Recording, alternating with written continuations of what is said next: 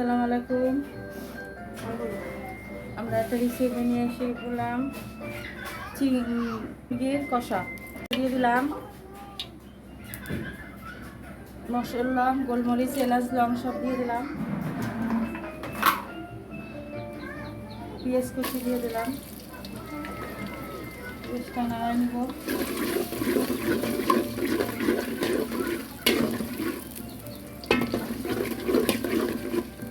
পেঁয়াজটা ভাজা হয়ে গেছে,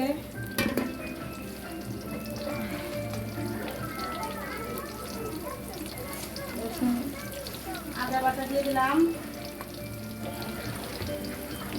পেঁয়াজ বাটা দিয়ে দিলাম,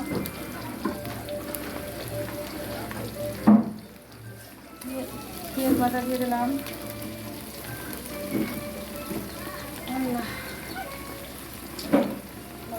লবণ দিয়ে দিলাম, হলুদ দিয়ে দিলাম,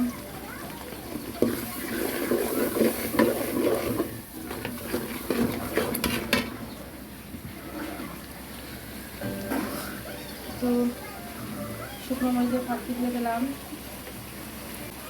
ধনিয়া ফাঁকি দিয়ে দিলাম, দিয়ে মশলাটা কষাই নিব। মশলা কষিয়ে গেছে, ভালো করে মশলাটা কষিয়ে নিতে হবে। একটু মশলা দিয়ে দিলাম, মাংসের মশলা দিয়ে দিলাম।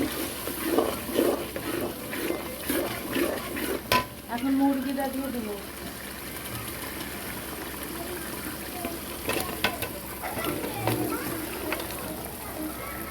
মুরগিটা দিয়ে কষিয়ে নিব।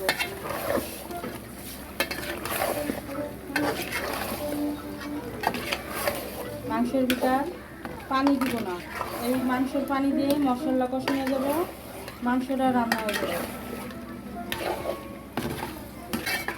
এখন একটু ঢেকে দিব, পর ফিরে আসলাম। 10 মিনিট পর ঢাকনাটাও নামিয়ে নিব।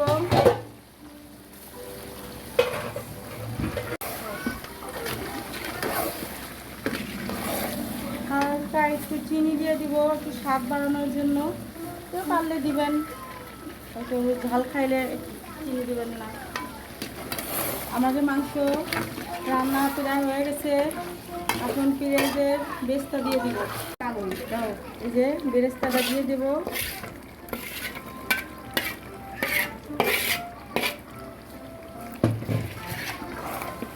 মাংসটা না, এখন জিরা দিয়ে দিব, জিরা, গরম মশলা সব দিয়ে দিব ফাঁকি। মাংস রান্না শেষ।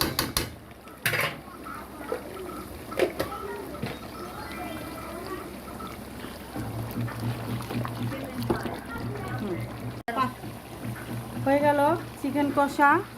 দেখেন তেল ছেড়ে দিছে, পানি দিই নাই মাংসের পানি দিয়েই রান্না হয়েছে। আপনারা এইভাবেই রানবেন, দেখবেন খেতে ভালো লাগবে। আপনাদের মাংসের কষাটা যদি ভালো লাগে লাইক, শেয়ার, সাবস্ক্রাইব করে দেবেন। আসসালামু আলাইকুম, আল্লাহ হাফেজ।